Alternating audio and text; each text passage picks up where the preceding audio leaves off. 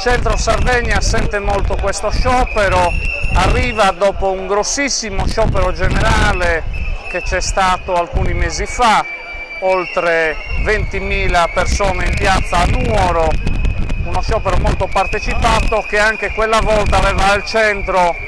le dismissioni industriali e il grande disimpegno del sistema istituzionale per trovare una soluzione ai grossi affanni che il sistema produttivo del nuorese sta vivendo. Abbiamo 2.200 lavoratori in cassa integrazione straordinaria e il nuorese per la prima volta ha visto la somministrazione di 2.600.000 ore di cassa integrazione, un numero che fa tremare le vene dei polsi. Abbiamo siglato innumerevoli accordi,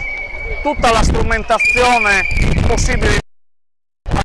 il contratto d'area, l'accordo di programma sulla chimica, l'accordo di programma per la Sardegna centrale, si sono rincorse le leggi di settore e il sistema produttivo della Sardegna centrale, nonostante questo doping assistenziale, stenta a trovare la via.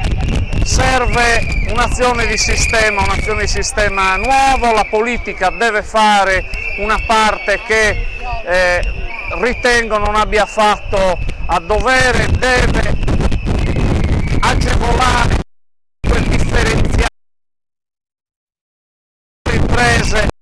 spinte sindacali, ma anche le sole spinte degli enti locali, delle amministrazioni locali non possono generare.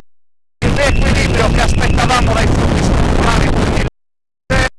non c'è stato, la somministrazione dei fondi è stata